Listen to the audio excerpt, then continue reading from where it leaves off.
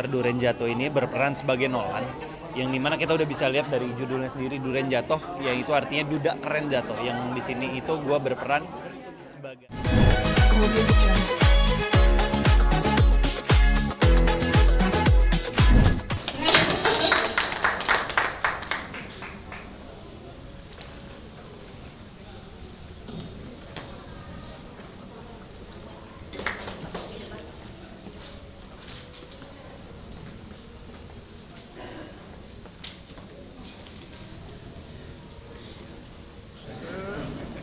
cute banget ya.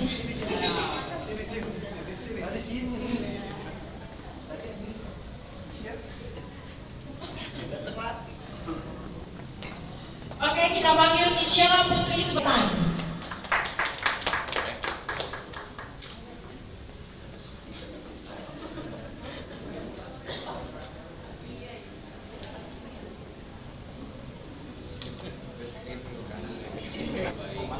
Tadi kesini macet nggak? Oh iya dong, budaya Indonesia kan memang harus macet kan?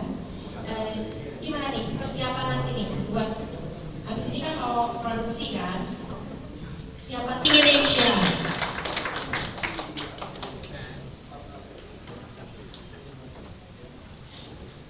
Dan gimana?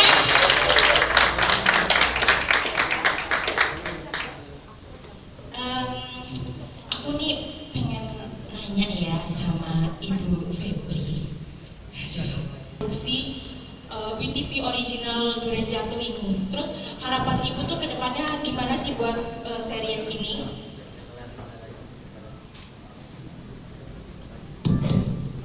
Selamat pagi.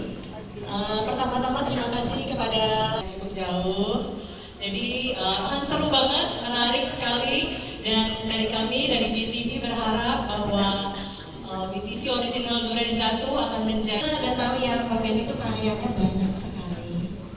Saya salah satu orang yang berharap bisa ada di salah satu karyanya Mbak Febri. Mbak, bisa nggak sih diceritain dikit aja atau kasih bocoran? Sejujurnya dia jatuh cinta sama orang yang jauh lebih tua, which is ya mirip-mirip umur bokapnya lah. Kalau kita bilang daddy issue sekarang lagi rame banget, tapi sebetulnya ternyata segitu banyak daddy juga. Kalau emang suka aja, gitu lah sama yang lebih tua. Nggak ada urusannya sebetulnya dengan hal itu.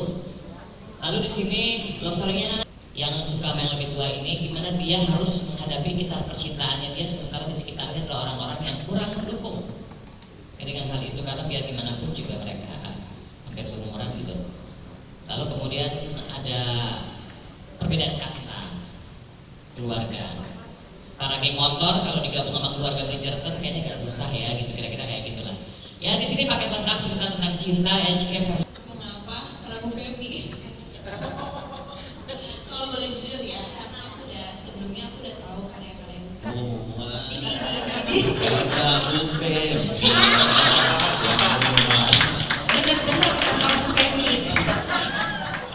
Gue kayak wow, udah langsung berdiri, langsung let's go.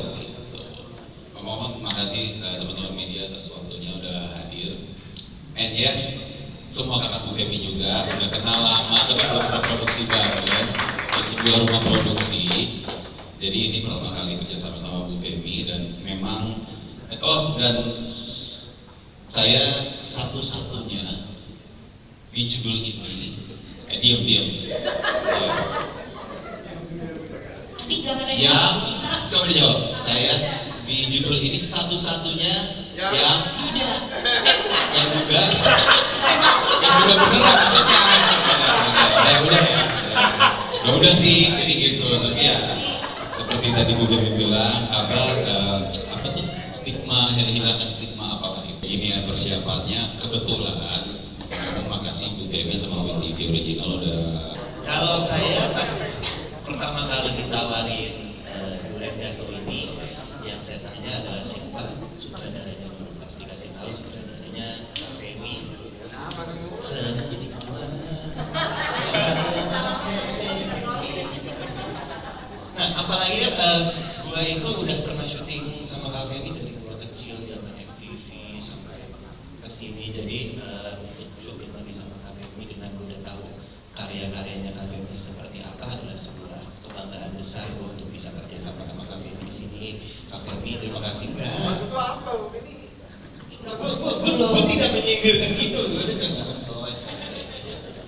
kebetulan karakternya karena juga keren, udah masuk tuh satu poin keren, gue kan keren ya, jadi dan buat gue untuk di kafe dibilang saya waktu pengen badan six pack, badan gue ya semoga tidak mengecewakan apa sih.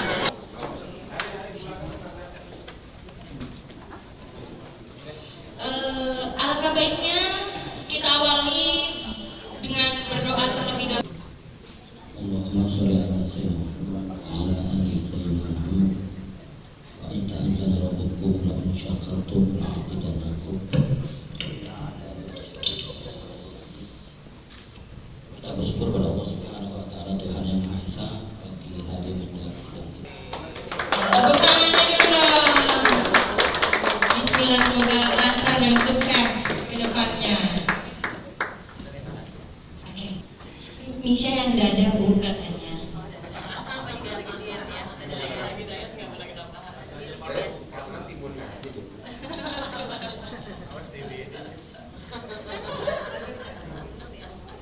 Karakter Duren Jatuh ini berperan sebagai Nolan, yang dimana kita udah bisa lihat dari judulnya sendiri Duren Jatuh, yang itu artinya duda keren jatuh. Yang di sini itu gue berperan sebagai Nolan yang ceritanya duda keren. Dan Nolan ini kenapa dia, gue harus kasih tahu dulu kenapa dia bercerai sama istrinya, karena dia menikah pada saat umur yang masih muda. Jadi di tengah perjalanan pernikahan dia masih selingkuh terus. Jadi itu alasannya kenapa Nolan cerai dengan istrinya, dan Nolan itu masih mau untuk bermain-main. Pikirannya itu masih belum ada niat untuk serius, tapi karena kebobolan jadi dia harus terpaksa menikah dan bercerai.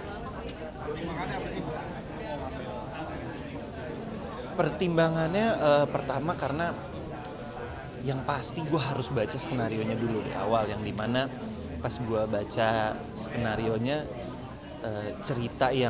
cerita komedi yang dibalut dengan drama keluarga yang begitu kental, dan percintaan yang dimana sisi bapak dan anak perempuan itu sangat dekat, dan dimana anak perempuan ini suka sama yang lebih tua, dan cara bapaknya itu melarang anaknya dan memberi restu kepada anaknya seperti apa, apakah dikasih restu atau tidak, kan di situ bagusnya. Dan pada saat gue baca skenario antara anak dan bapaknya ini tuh sedih banget gitu loh. Dan kayak gue di sini berperan, ceritanya juga udah punya anak gue Lukas, yang dimana gue gedein single father, jadi gue tahu persis cerita antara bapak dan anaknya seperti apa. Prosesnya ada dia segala macam. Ya betul. Prosesnya dari awal sampai sekarang ini seperti Gue dikasih pada saat gue terima peran ini itu dari awal Juli. Gue dikasih waktu 2-3 bulan untuk bagusin badan. Karena yang gue berpikir adalah kalau gue gedein badan gue nggak mungkin bisa gede. Jadi target gue adalah ngeringin badan. Jadi ototnya dikasih lihat, bukan dibesarin. kalau berat badan masih stabil. Berat badan stabil di 69-70. Sebelumnya juga 69-70, tapi fatnya turun, muscle-nya yang naik. Caranya itu gimana? Yaitu gue diet, gue makan dada ayam, tidak makan nasinya dibikin sedikit, karbonya semua sedikit. Kadang nasi gue ganti sama kentang. Gue diet bersih, gue cuma makan daging, ikan, dan ayam. Sisanya gue lepas dulu, gue tidak makan kotor.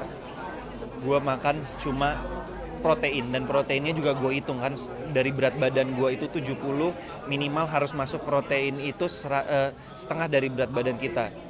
2 kali dari berat badan kita. Kayak misalkan berat badan gue 70, berarti proteinnya harus masuk ke tubuh gue itu adalah 140 gram protein.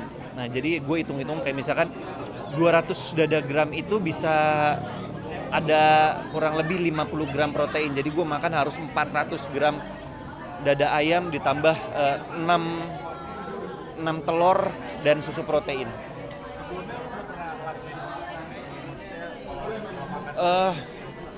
Tidak diet ya, tapi tidak se-ekstrem ini. Ini sampai yang gue stop makan malam itu dari jam 7, gue intermittent fasting juga, gue baru makan lagi jam 10 pagi, seperti itu. Tapi jadi kebiasaan sekarang.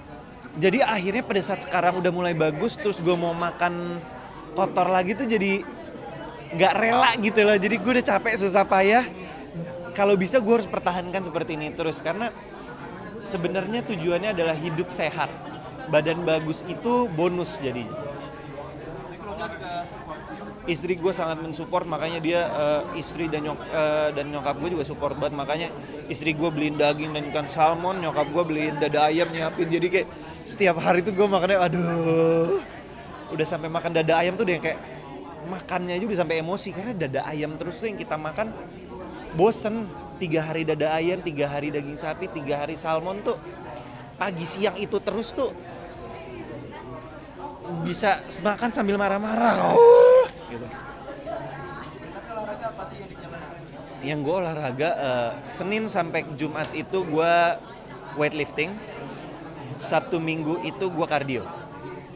Jadi istirahatnya dipakai jalan kardio, kayak misalkan minimal itu 6.000 langkah atau maksimal itu di 10.000 langkah di restnya di Sabtu Minggu. Dan Sabtu Minggu itu karena rest, jadi gue bisa ada cheat day, yang dimana cheat day itu gue bisa makan bebas. Jadi nggak terlalu, biarpun makan bebas tapi gue harus ada minimal sebelum gue makan bebas, gue harus makan 200 gram dada ayam dulu atau 200 gram daging sapi, baru habis itu gue bisa makan bebas. Yang penting protein masuk dulu banyak.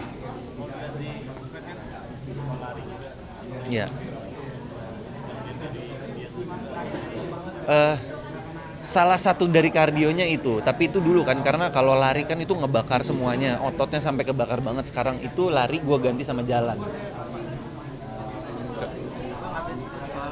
kemarin Kinan viralin baca Quran, sekarang apa sih perkembangan hafalan Quran segala macam? Kinan sekarang karena sudah TK di Ali kelas, jadi sudah mulai bisa sedikit-sedikit baca surat pendek, doa surat pendek kayak gitu sih. Belajar sendiri apa? Kita belajar sama mamanya atau gimana? Yang pasti mamanya itu selalu ngajarin Kinan setiap malam itu surat pendek, hafalan surat pendek, setoran surat pendek pokoknya sampai dia bisa. Tiap hari ada targetnya? Kalau target mungkin istri gue nggak ngasih target ya, cuma sebelum tidur harus ada baca doa. Dia sudah menghafal apa aja selain surat pendek?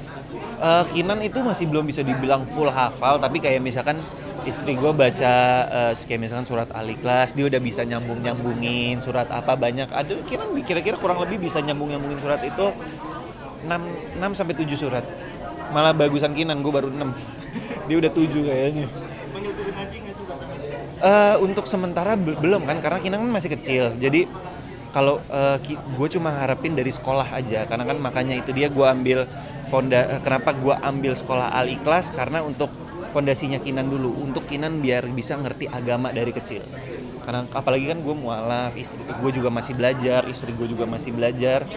Gue mau yang terbaik untuk anak gue soal agama, makanya gue sekolahin anak gue di sekolah Islam. Itu dulu. Untuk gedenya nanti kalau mungkin udah SD atau SMP, dia mau pindah nggak apa-apa, yang penting dia punya basic dasar agamanya itu dulu. Punya pegangan lah, bukan basic dasar, pegangan agamanya dulu dia mengerti.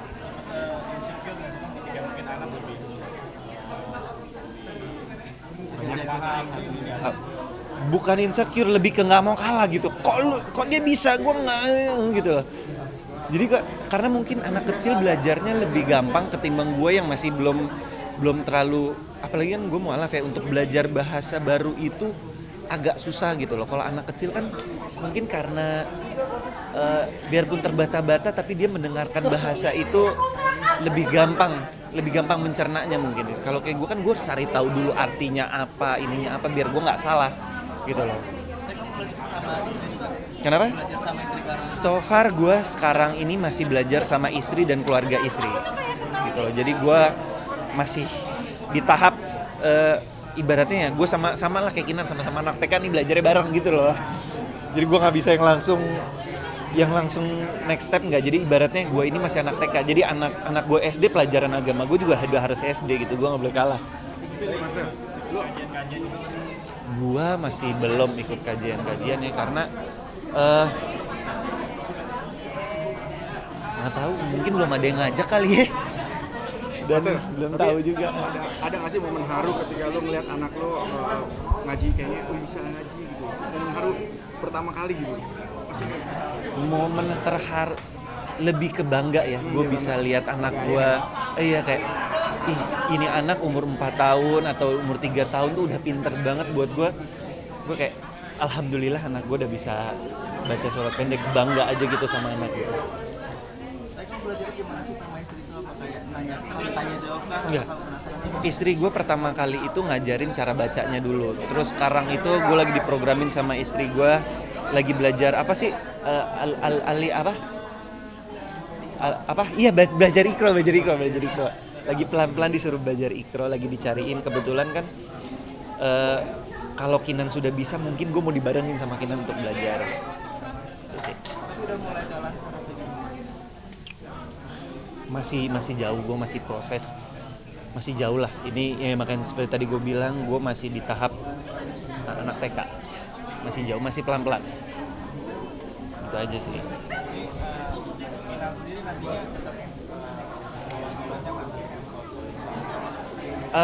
Untuk sekarang yang penting Kinan untuk fondasinya gue sekolahin Islam dulu supaya bisa ada pegangan. Untuk SD, SMP atau SMA-nya terserah dia. Gue akan support dia, apapun yang dia mau gue akan support. Jadi gue tidak memaksakan harus di sini. Yang penting dia suka, dengan dia suka dia pasti akan menjalankan dengan baik.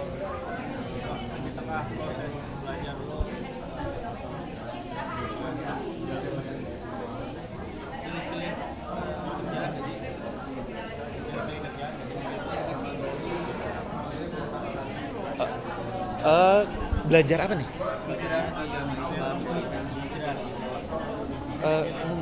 Enggak kok, gue bingung juga nih gue jawabnya. Gue hanya menjalankan agama Islam dengan baik, itu sih. Kalau pilih-pilih kerjaan kan gue lihat dari skenarionya, ceritanya bagus atau enggak, sesimpel itu gitu loh. Gue ini masih di tahap belajar, gue masih di tahap banyak kesalahan juga, jadi masih jauh gue dari kata-kata baik. Gue masih belajar, intinya gue masih penuh dengan dosa.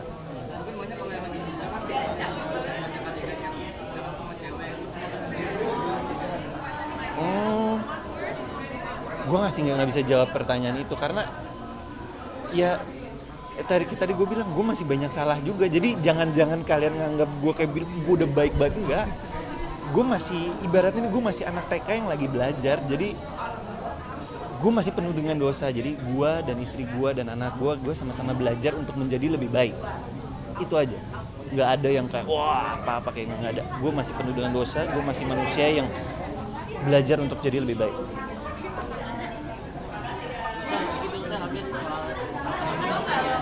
Autoimun. Siapa yang autoimun? DBD. Gue yang DBD. Gue DBD kemarin sebelum syuting karena mungkin karena kecapean ya, nemenin istri, terus abis itu diet, abis itu nge-gym, terus pagi antar anak sekolah ya, karena padat begitu mungkin imun gue turun dan gue nggak pernah tahu gue kena DBD-nya di mana. Tapi ada bersyukurnya juga gue kena DBD. Selama seminggu gue di rumah sakit kurang lebih, lemak gue hilang.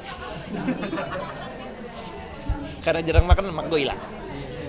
Jadi bisa kurus gitu. Gue tetap gue lanjutin dietnya karena di saat badan gue kurus, di situ di saat lemaknya hilang, disitulah saatnya gue harus nambah muscle dengan makan protein. Oh kan makan, dokter malah nyaranin makan protein malah bagus. Yang penting kan setelah sembuh dulu gitu loh. Setelah boleh pulang kan ya, gue baru makan sehat. Oke,